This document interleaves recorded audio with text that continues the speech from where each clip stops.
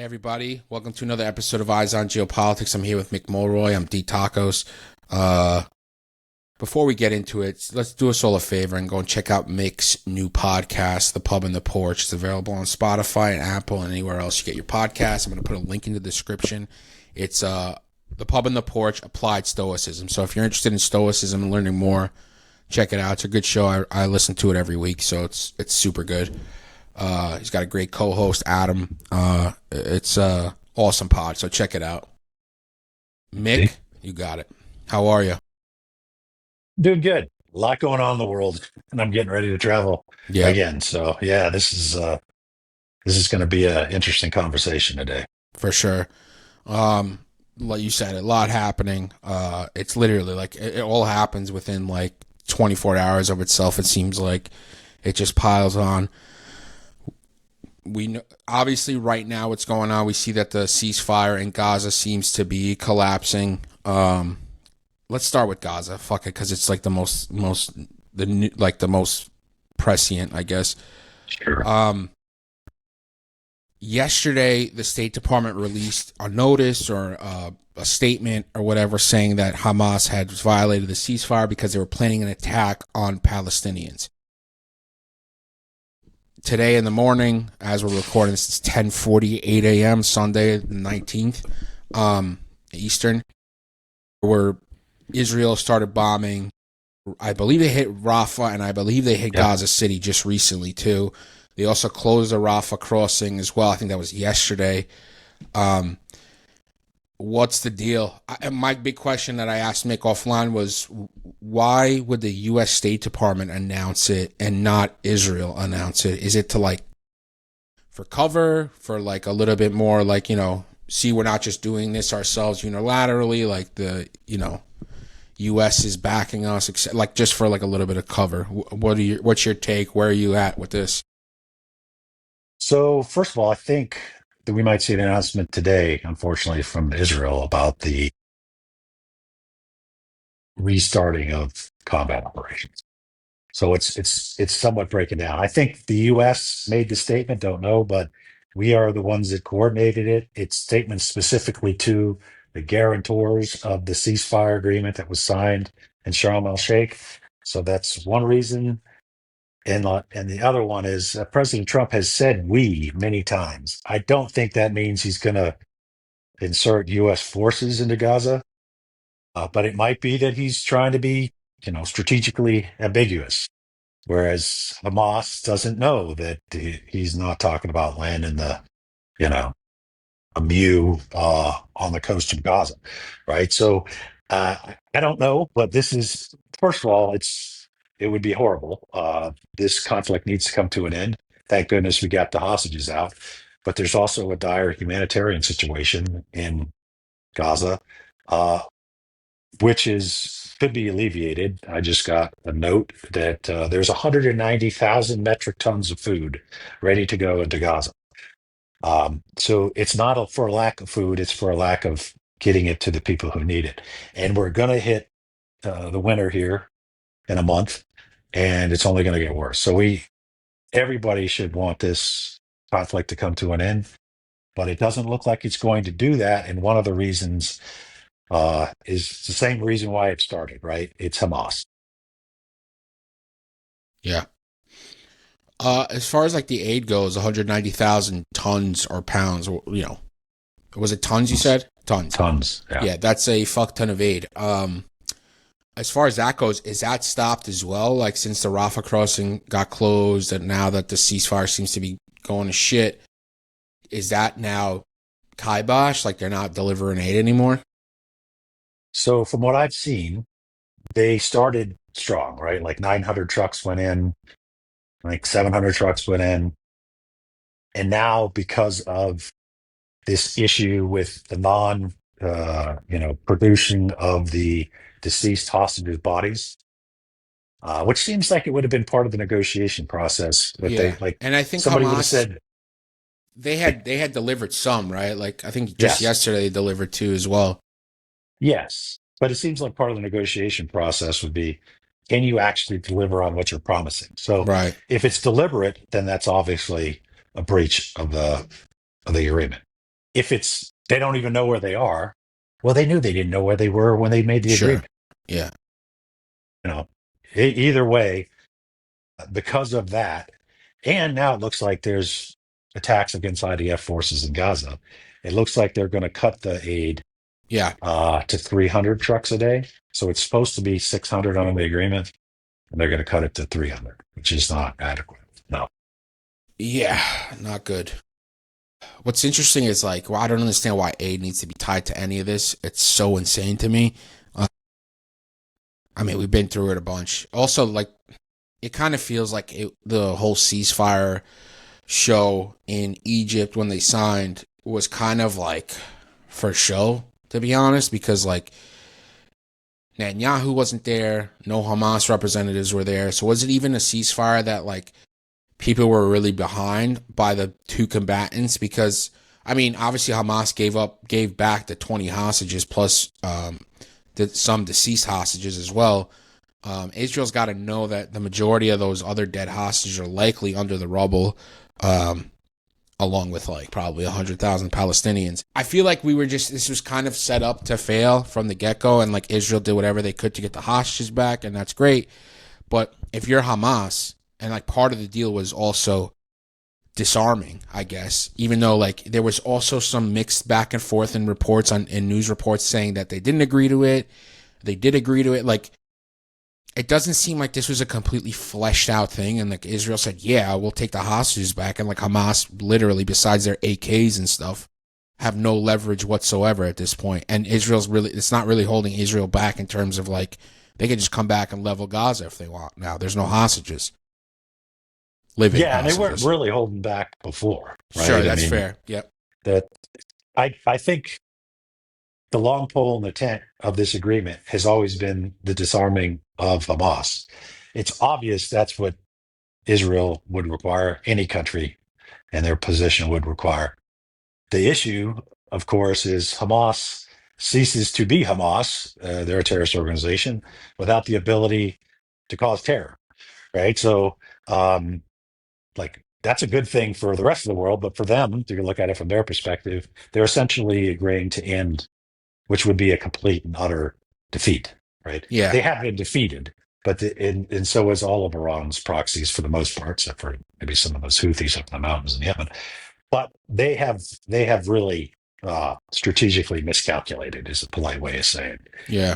what Hamas did. But it's not just that; it's also the fact that they're despised in Gaza. This concept that they're like the freedom fighters that all the Palestinians rally behind. Hell no.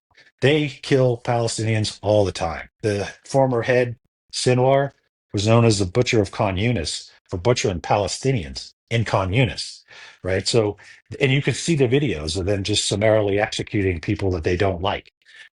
There's a lot of people in Gaza who really don't like Hamas. There's a lot of armed groups who really don't like Hamas. If they disarm, they're going to be annihilated. Right. Yeah. Yeah. Fine with me, but from their perspective, Yeah. it From a just perspective of human survival. Yeah. It's like, why would I right, fucking do this? Yeah. right. So that's where I'm afraid this may break down is, and there's no stability force that I've seen being set up to go in. So the alternative to the IDF right now appears to be nothing, unless I'm missing something, and I hope I am. There's also some reporting that the Egyptians have been training a Palestinian security force, so not a multinational force, but a Palestinian security force. I don't know if they're ready to go into the middle of this, which could be a giant civil war, Right. right? Right. Yeah. I mean, they just might be one of they might be the good guys, but they might just be one of many armed groups fighting in Gaza, Yeah. and There's a that's vacuum, yeah, right? A vacuum's going to be yeah. there and someone's going to want to fill it. Yes, and it's going to be the strongest will survive in the case of Gaza. And unfortunately, the innocent civilians are going to pay the price. And it's going to make it even more difficult, even if Israel opened up all the gates and all the food. If there's, like, I counted four pretty major groups other than Hamas. Actually, I think there's more than that, but four major groups that are armed and ready to fight in Gaza right now. What are those groups? Let's see. I can't remember the names off the top of my head, and I'm sitting in the car a bit. They are Yeah, we can No, put no worries. I can send you the Are they link. all like Islamic or like Well, Islamist? a Okay. lot of them are. Some of them are just came together, so they're the name of the families mostly, Oh, I see. Okay. right? So there's There's here's four Shabab. major. Shabab's one of them.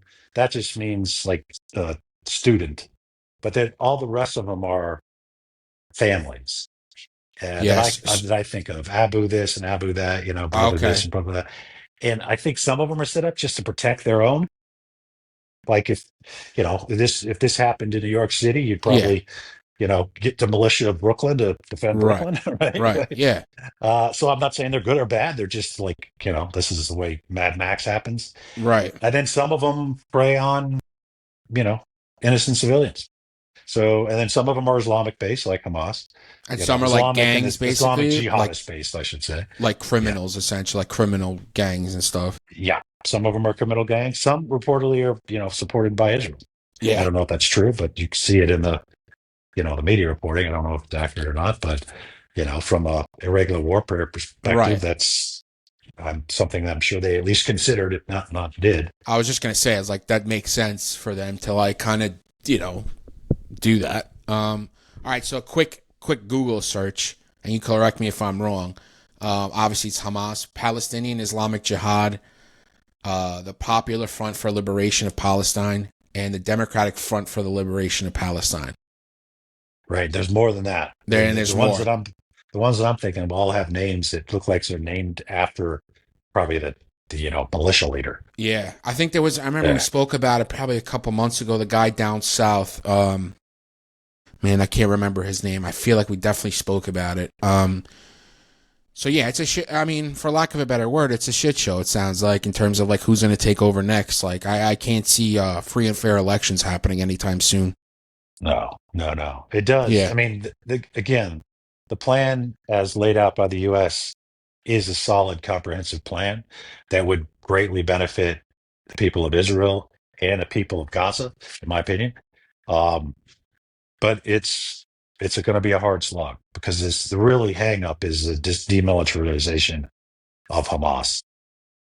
We'll just have this, and there's also, and that's also, so Saudi Arabia, Bahrain, and UAE came out and said if they don't demilitarize, we're not paying for the reconstruction. So this is the linchpin right here. Demilitarization.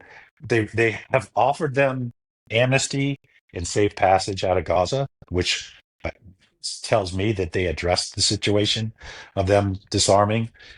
We'll just have to see if they do it and who will take them and where they go. I don't know. yeah. I mean, I would think they would want that like negotiated and like set up logistically before they gave up any kind of weapons and stuff like that. I would think. I mean, that's what I would want. And like you're just kind of on your own, whether you go to Iran or Qatar or wherever. Um, Cause like the target's on your back, and like listen, covert wise, the target's on your back. It is what it is. I don't give a shit if every single one of them gets clipped, as long as like women and children stop getting fucking smoked and bombed and starved. Like I don't, that's where my liberalism kind of ends. You know what I'm saying? Like Yeah, yeah, wow, yeah.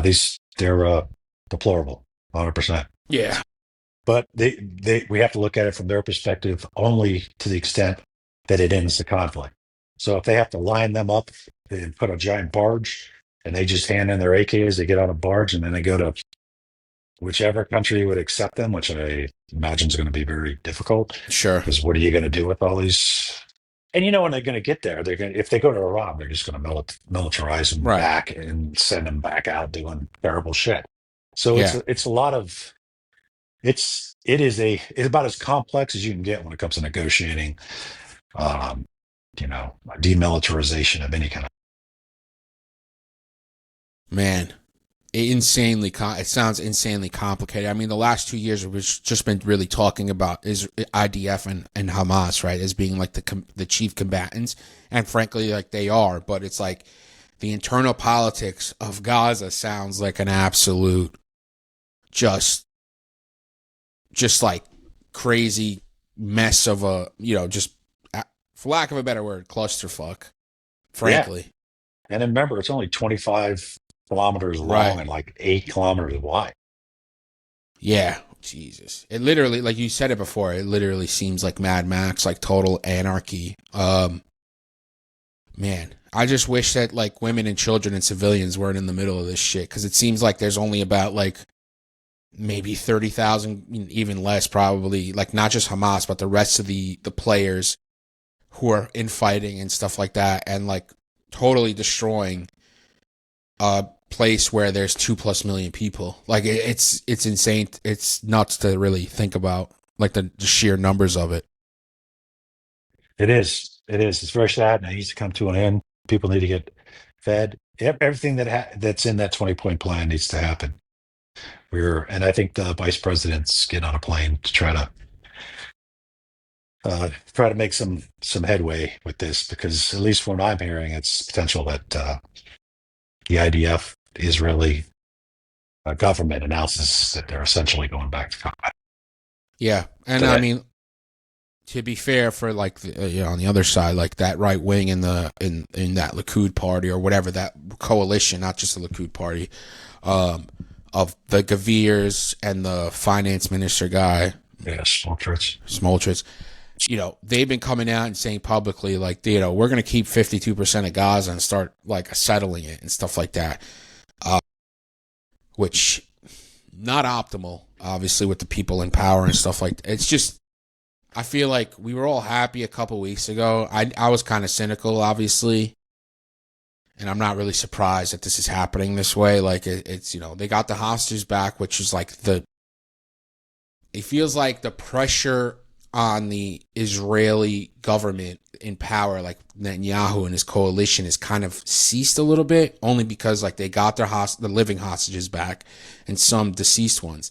Now I think I'm assuming that the Israeli population will be less likely to be totally against, just obliterating whatever's left of Gaza now.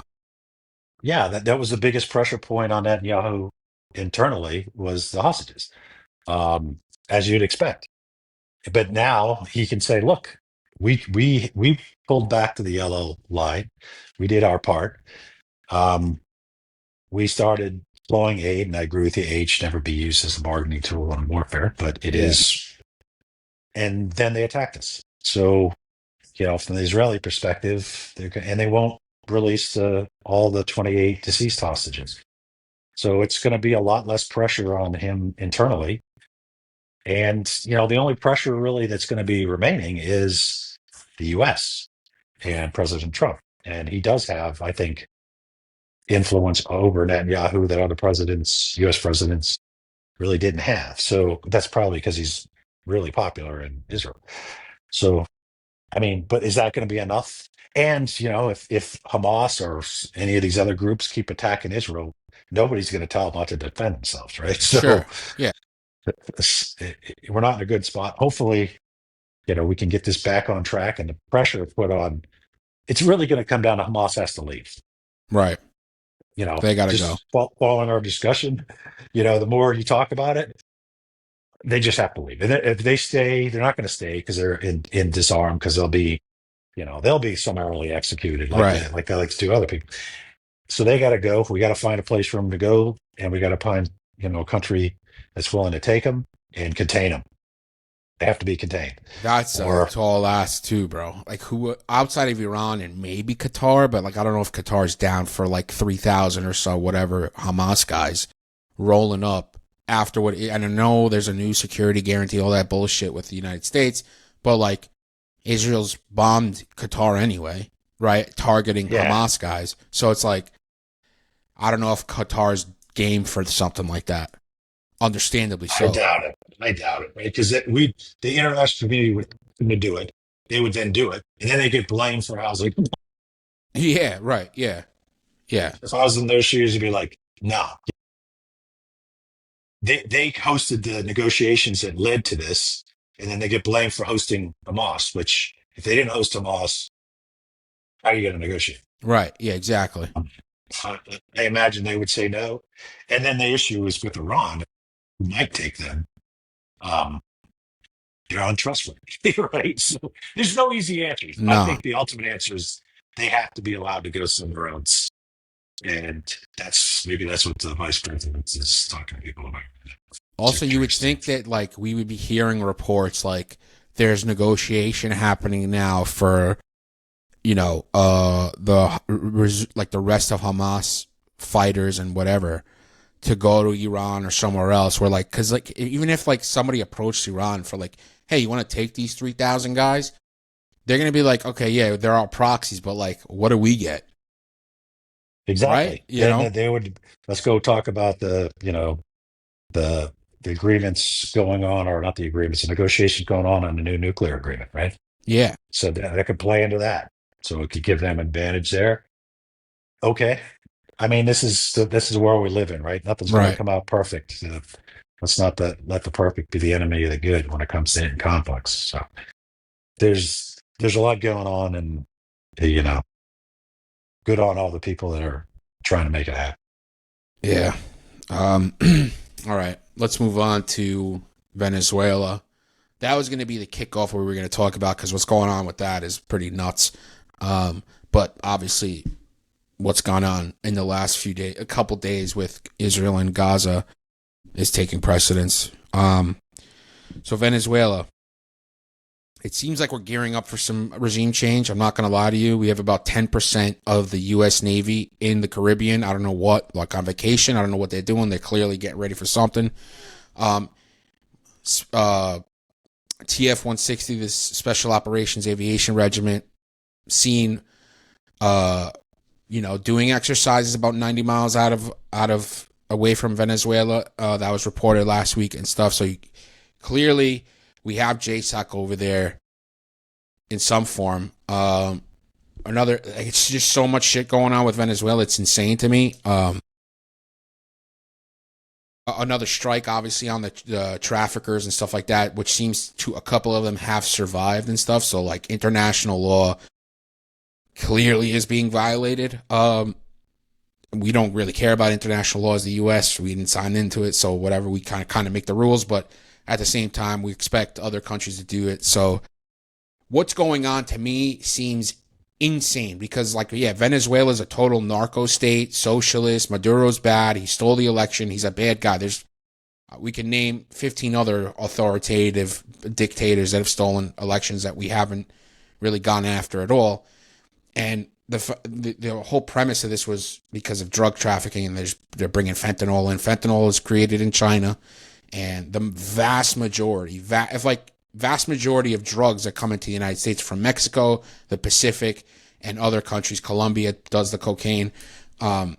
So in terms of like drug trafficking, like I don't know if we should really be going after like the number 22 cartel in the world. Maybe go after like the suppliers and stuff like that, and the fentanyl. Having said like all that's happening, obviously it's a ton going on. Another bit of news as well, that it was reported, but it kind of went under the radar. Nobody really paid attention. The CIA's deputy director named himself general counsel of the CIA, which is highly unusual, obviously. The CIA is clearly spinning up to do what they do, taking direction from the president. So what the fuck is going on in Venezuela? Mick, what's your analysis on all this? Because it seems like we're really spinning up to go after it. Yes. So to start with Venezuela, it used to be one of the most wealthy countries in Latin America. It has more proven oil and gas reserves than Saudi Arabia. I was told $14 trillion worth. And somehow it's one of the poorest countries in the world. 30% of their population relies on food aid, and millions have fled. For those who think, socialism and autocratic socialism are a good thing, there's your example. Uh, it's not working well. So, but to your point, Dee, yeah, you've got multiple destroyers, an amphibious ready group with a 22nd Mu. You've got squadrons and squadrons of F-35s. You've got the JSOC folks deploying, according to the media. That's not just to go after drug boats. Right? You still need that level of firepower. So it's either sending a message, or it's preparing to do something like a new Noriega / Panama scenario. And that might be exactly what they intend. So they put, and there was even like strategic bombers flying around the coast of Venezuela. Yeah. So it's either a giant show of force that intimidates Maduro to the point of uh, leaving, right? Stepping down and leaving, which would be a good thing, but most dictators don't do that, although they should. But it's clearly one or the other, in my opinion. So if it's a show of force, then we'll just see what happens. If it is like, hey, we're getting ready to do something, I don't think there'd be a long-term occupation of Venezuela by the United States. That would be extraordinarily difficult. And from a president who said he wants to get out of wars, uh, not consistent. To address the agency part, I obviously don't know, or I wouldn't be talking about it. But like everybody else, I saw the president say that. Unusual, right? You don't usually uh, announce covert Right. Yeah. actions, but he didn't say the details. So what I would say, just in general, is the agency has the ability and the authority to collect intel for countries all the time. Hey, the president doesn't have to tell them, "Hey, go collect intel on Russia." It's just what we do. Covert action is different. So covert action comes from I think it's section 3093, not to geek out on it, but Give it. Title 50 that Yeah. talks about this specific authority that the CIA can get from the president to conduct, you know, paramilitary influence operations and the like, which obviously includes lethal, depending on what the president writes in the finding. And most of the restrictions on the agency come from past presidents' executive orders, which, if you think about it, means the current president can simply change the former guy. I'm not saying he did. I have no information they did, but there is much less restrictions on agency activities than the military. There's no War Powers Act issue, like under the War Powers Act, although I don't think any executive, any president has ever acknowledged it as constitutional. But under the War Powers Act, you have 60 days to do a military operation, and then you have to pull out unless Congress declares war. And Congress, by a concurrent resolution under the War Powers Act, can pull them out in 3 days if they want to. That's not the case with the agency. That's not the case with covert action. They don't need congressional approval, only notification and oversight. So that might be, and we don't know what he wrote in the finding, but But that's what I was going to say. Yeah. I was going to ask, yeah. like, the finding is clearly not public. So, Oh, and it shouldn't be. But that it might just be part of the bigger, idea of just to intimidate Maduro. Now he sees a significant military force that's right off the coast. Now he's worried behind every, corner is going to be, somebody there to smoke take him them. out. Yeah. Yeah. So I don't know. But we'll find out if this is a bluff. We'll find out, and then after that, he'll probably be even more bold.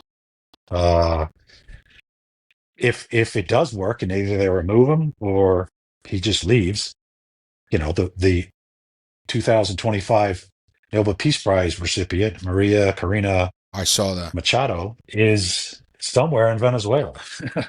Calling Very for regime brave. change. Yes, because she's the lawful Yeah. reelected president, right? Yeah. So super impressive lady, right? She's still there risking her life somewhere in Venezuela. She was actually doing interviews from this, her hideout yesterday. But it would be a great thing for the people of Venezuela if Maduro was forced to leave or just left, for sure. He's not going anywhere, bro. And he's also offered the America to cancel all contracts with China and Russia in terms of their oil and gas, and doing everything he can to kind of like sweeten the deal, and it doesn't seem to be working. Yeah. That's what makes me think it's more like what.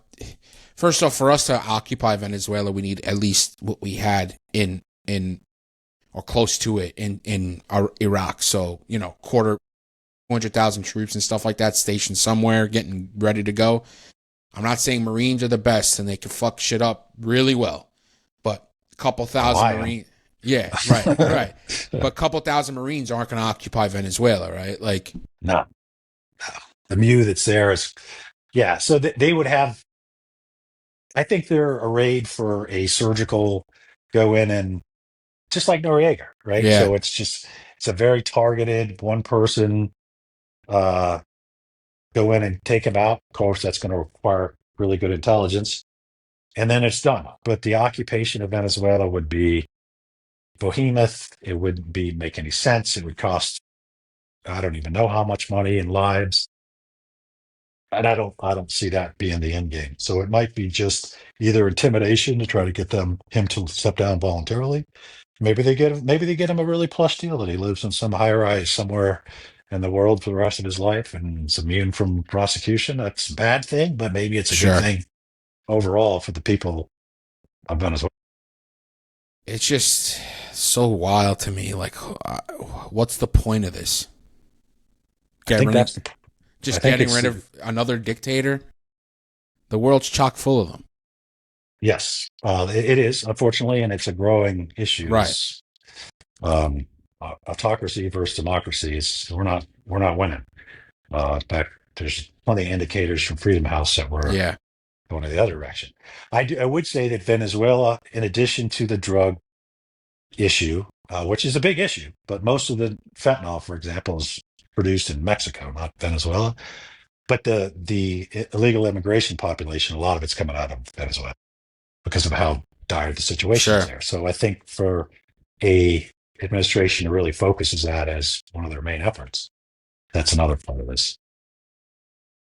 Yeah, that's a lot more than just protecting our borders, Mick, I'd say. Going in with like a JSOC task force with, a couple hundred Rangers and a Mew to go and smoke Maduro. Gonna be honest. Because, like, Or yeah, or they find them and they can do it without all that. yeah, I don't yeah, know. That's probably why, if they did, and I'm sure they did, since the president announced it, they've given, one of the things that I think the agency can do, I guess, again, I don't know what's going on right now, but if we could do something that would then prevent the need to send in a squadron from JSOC and potentially risk their lives, one, I think, big benefit of the agency to the overall national security cost. If we can do something simply that doesn't require, risking of how many helicopter pilots and assaulters and all that stuff, then yeah. you know we should. Mick, I got a hypothetical for you.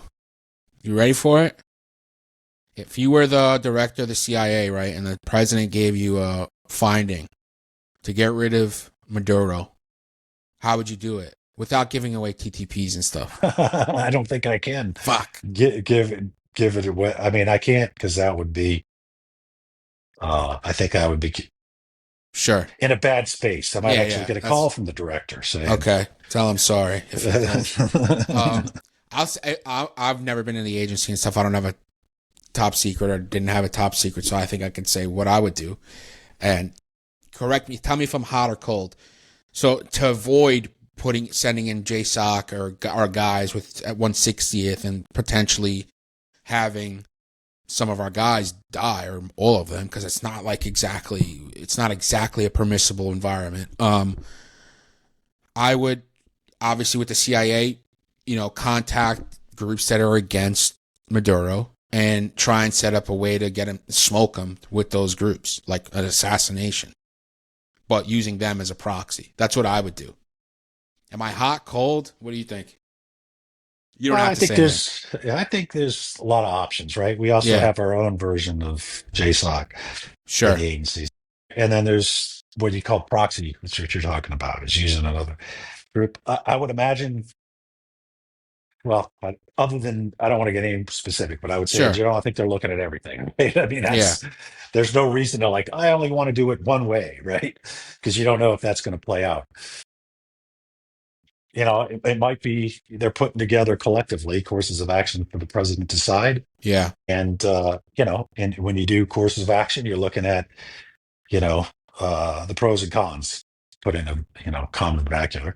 And, the cons of doing it with a small team means that, they're obviously very vulnerable. The cons of doing it with a giant, J-shock machine. One helicopter gets shot down, and how many guys do you lose, right? So it's a big decision, or the drone scenario, right? I was going to mention that Um, as well. Yeah.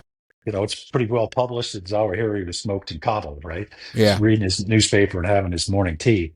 Uh, so it's doable. It all comes down to exquisite intel, right? Let me ask you this, though, PR wise or optics wise, would it be a major international incident if, because like we obviously know what Maduro is at all times, we probably have him completely penetrated in terms of his communications. Or if we're not, like we got to give more money to the NSA or they're not doing their job. But anyway, where we could drop a drone, right? Like where, because the presidential funding will probably okay it and stuff like that. Do you think the fallout of doing something like that internationally is worth that squeeze? Specifically, Um, drone striking them. I mean, you think about where we are now. I mean, we're doing strikes on, boats, Sure. and we've how many years have we now been doing targeted drone strikes on individuals? Yeah, but that's one Uh, thing for it to be a trafficker or a yep, jihadi up in the mountains of yep, Pakistan, and another. you're right. Yeah, It's another to be a dictator who sure. basically ignored the. I mean, he doesn't have any validity as the president of I completely Venezuela, right? agree. I'm not Yeah, defending it. Like I wouldn't shed a yeah, tear if he got smoked. I'm just saying, like optics wise. yeah. I don't know that it does. I mean, to the point of your question, D, when you start taking out leaders you don't like, that's gonna cause issues, right? Because that kind of makes it an open season Yeah, on yeah. uh, going after presidents. But I just don't know that this crowd would. I think if I was in their shoes and that was what happened, I would point out that this person had all the opportunity to leave. You know what I mean? He could just get on a plane and go to Cuba, right? Who's Cuba's falling apart for the same freaking reason too. Yeah. I mean, it's has been a disaster, and he chose not to. Therefore, this is the consequences. I'm sure there would be a lot of pushback around the world. I'm pretty sure that they wouldn't care. I don't think they would care either. Yeah, I just say it like in terms of like setting a fucking dangerous precedent. Yeah, that would be the contrary position, as you've now opened up targeted killings, which is another conversation. Of whether it's he's the elected president of Venezuela or not, he's still like the de facto leader there of a head of by state, by more or force. less. Yeah, Yeah, by force. I mean, yeah, it is what it is. I mean, yeah. uh, man, it's tricky, and I don't think it's worth the squeeze. I mean, I understand the Venezuelan immigration issue because I think they're number 3 in terms of countries like illegal immigrants that come into the country, and I understand having a strong border and stuff, but I don't know about like regime change and just leaving it like a fucking just a crater in the ground and be like, okay, guys, you guys figure it out, have fun. Frankly, I don't think that would stop narcotics from coming from transiting from Venezuela at all. Yeah, I I think mean, it's just we need. bullshit. The whole drug angle of it.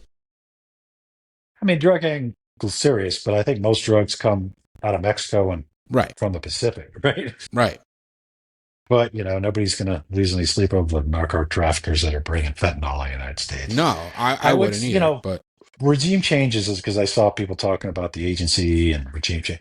The agency, by my count, has overthrown 8 governments, um, mostly in the 50s, 60s, right? And then we had the Church Commission, and they said, you got to knock that off. Couple points. The agency doesn't decide to do this. The president's the ones that decide to right, do yeah, this. yeah, For some yeah. reason, the agency gets accused of doing things like a rogue elephant. That was the term. It's like, and it's not the case. So if you have a problem with the policy, it's not really the agency any more than you blame the U.S. Army for Vietnam, Sure, right? yeah, Um, And the other thing is, we're not actually that bad at it, but the question is philosophical. Like, should the the strongest democracy in the world be overthrowing regimes because we don't like them, Right. And like right? propping Not up all of them ones, are. Yeah, and then yeah, propping up ones that they are on our side, who happen to be dictators and brutalize their citizens. exactly, Yeah, right. so it's a dirty game. It's a dirty game. But all I'd say is it's a game that ultimately the political leadership are the ones deciding, not the Yeah, agency. And then they always bring up the Bay of Pigs. But you try to do an amphibious landing with the force 10 times your side and have the air component pulled out from under you right before you sure. do, right? Read the book Bay of Pigs. So again, I'm not just being parochial with the agency, but it's a broader question than this theory that the agency just runs around Yeah, I don't overthrowing think that's the regimes. case, to be honest, at all. Because I met enough of you guys where it's like you guys go where you're pointed, right? And more or less, right? I'm sure there's like moral qualms, agent, officer to officer, and stuff like that in terms of what you're doing, but yeah, it's not like the CIA director wakes up one day, he's like, you know what? Let's fucking overthrow Venezuela today, right? Like getting pointed by the president. Oh, yeah, it's totally at the direction, and I'm sure with a lot of discussion between the senior cabinet members on the national security side, Yeah, right? The NS, they make a decision, right or wrong, but the idea that it's some kind of rogue play by the agency is just not. just waking up one day and like, let's just do this. Why not? We're bored. We got this budget, burning a hole in our pocket. Let's fucking use it. No, like for somebody to think that's the case is like they're just naive. Yeah, But and of course, if it goes south, and it's a completely lame on it. The other part to that is that a lot of times the agency's handed stuff that nobody else can fix. You see what I mean? right. So it's like Here's an the building's impossible already on fire, situation. Right. right? We can't figure out how to put the fire out. The DoD doesn't want to do it. Diplomats can't resolve it. Here's the burning building, right? Yeah. Good luck. Have fun. So yeah. But anyway, so I don't know what the finding is, or even if there is a finding. Maybe, but the president, I don't think he made a mistake. I think he wanted Maduro to go look in every shadow and be scared that it's curtains, even if it isn't the case. Yeah. So we'll see what goes down in the next couple of weeks. Obviously, we'll keep a close eye. All right. Last bit of news. Zelensky was at the White House on Friday. I feel like which is crazy. It's only Sunday, right? And it feels like he was there like a month ago. I think the main topic was to talk about long-range missiles, Tomahawks, presumably, and it didn't seem to go well. Interesting thing that came up in the 25th hour before the day before the meeting was that President Trump was going to talk to President Putin before the meeting for some fucking reason. Let me think. And so the bottom line, also what I also noticed when I watched a little bit of like the press gaggle in that room was like some of that right wing press is still pretty fucking, pretty kind of hostile towards Zelensky. And it's like, I just don't understand it, especially, America first and, don't give money away, but we just gave $40 billion to Argentina for a bailout. So it's like pretty selective and I would argue that giving Ukraine what they need in terms of armaments is better off because they are an actual democratic country, even though they're corrupt and their corruption was high and all that stuff. They were invaded, right? Like by a more powerful, aggressive, imperialistic colonizer. So I think it should be real easy for this. I don't understand what the friction is there. Anyway, Putin and Trump are set to meet as well in Budapest, which is kind of fucking ironic. And Trump gave Putin another 2 weeks. It's been 2 weeks for like fucking 4 months. So what do you got? So the importance of Tomahawks, right? Very, very effective weapon system. I think the Block 2s can go like 1,500 miles. Yeah. It's like 2,500 kilometers. Yeah. And the Block 4, like 1,000 miles. but they're they are sea based. There used to be a ground based version of it, and I think they're probably going back to trying to find Yeah, ground based way to launch them. I guess they could probably remove I the think we do vertical have launchers one up. But because I spoke with, when I talked to Andy about this. Andy had like a really good coverage. You could check out that video. We did a short video about what it would be like. That our majority of our Tomahawks are sea based, right? From yeah, subs and ships, but we do have a ground based variant, but they're more limited in supply. Essentially, the Europeans did say that they can make something that will allow it to shoot from the ground, like they have some kind of system that works that way. But there are some limiting factors to all this. well, I hope they're building it now that they can actually. Whoops, let me get a quieter area here. That was some. Um, so on the reach though, if you give them and they can figure out how to launch them either by some kind of sea platform or uh, ground based platform, there's about 2 dozen air bases in range. All right, that's why Putin's freaking out. It really opens up the targets, and I think there's hundreds of other military installations and energy infrastructure they'll be able to hit that they can't now. So that's why it's so important.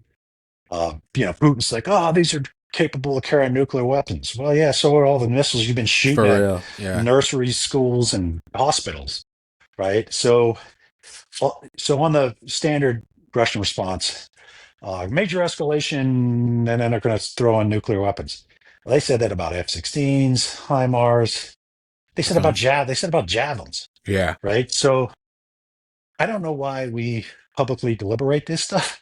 I would just I would just do it. I mean, I'm not charged, but as soon as when they lined up to go into Ukraine and we had really good intelligence they were going to do it, we should have just announced we're going to give them everything they need to win. So it's your decision. It's your decision, Russia, to invade your neighbor, and then we would stop with this whole like hand raking and clutching of pearls every time we decide to do this. I think potentially that this summit or whatever we're calling it in Budapest, the U.S. may say, look, you obviously asked us not to give them tomahawks. We won't. If you have a ceasefire, you stop fighting and you come to the negotiation table in goodwill. And I would hope they'd also put on there secondary sanctions. Yeah. So, we don't want to do it. We don't want the war to expand. We want the war to cease. But it's your choice whether to have a ceasefire. If we don't, and we go through this summit and he doesn't agree to anything and the war continues, then this is totally playing into Putin's hand. He gets a public stage with the president of the United States, which he wants because he's essentially an international pariah, and he has no consequences. So I hope they put the consequences on the table and say either we get to this summit and there is a ceasefire, or tomahawks are flowing. And by the way, there's a German variant. Yeah. They can send them. They should be sending them too. Step up Europe, and we should be fixing it so they can launch them off the ground right now. We need to prepare for that. And I mean, they have some maritime platforms maybe they can launch from, but either way, and we got to start mass producing them because there's Yeah. only a finite amount of them, and we don't want to deplete our stocks too much. But it needs to happen, especially if Putin comes out of this Budapest summit and it's the same situation. Are they saying the Budapest summit's going to be just Trump and Putin, or is Zelensky there too? So I've heard Trump, Putin, and Zelensky in one room. Putin. Another scenario is Putin in one room with Trump, and then Zelensky in another one with Trump. So he goes So back you're and just forth. going back and forth. Yeah. Right. Um. I don't care so much about the personal dynamics of I think what's necessary is to give real consequences to Russia and say when the president goes in there and says, okay, this is your chance. You don't want tomahawks? Ceasefire today. ceasefire, freeze the lines, let's start negotiation. If I walk out of here again and you do what you did to me in Alaska, tomahawks are flowing, the German version of it's flowing, and the Sanctioning Russia Act, which Senator Thune wants to pass, it has 85 sponsors. Like, that's unheard of. Just he could just call Thune and say, vote now. Yeah. And It's just too bad this administration's Ukraine policies completely bipolar. Let's be honest, because 3 weeks ago, Trump was like, yeah, they need to win, and now it's like they need to stop. Supposedly, I think Wall Street Journal reported that the phone call that Trump and Putin had together on Friday before the Zelensky meeting, Putin said he wants all of Donetsk, even though he doesn't have all of Donetsk, like he's not occupying all of Donetsk. People are speculating that he's saying that because he wants the war to continue, because obviously Russia's economy is war-based now, and he can't lose face at all, right? He's trying to legacy shop, and he doesn't care how many fucking Russians he kills to do that, So it seems like their demands are completely fucking crazy, just out of control. yeah, and I think the U.S. should just say what is reasonable and not care, because they won't negotiate in good faith. They're going to ask Right. for like everything, and for Ukraine to disarm, some ridiculous shit like that. Sure. For every NATO member to swear to God that Ukraine will never be allowed in Right, NATO. yeah. Right. So disarm and not join NATO. I mean, it's gonna get ridiculous. And they don't even have a problem being ridiculous. They just look right at you and be ridiculous. So the US needs to say, nope, you can drop all that. And here's a plan that we think Zelensky can actually get approved by the Ukrainian people. And if you don't, because he has to do that, right? He can't just sign away Right. parts of his country. So here's the plan. It's somewhat accessible. Let's cut through the crap. And then if you say no, we're going to give them everything they need to win. Yeah. And we're going to start giving them your money that's tied up in Europe. That too.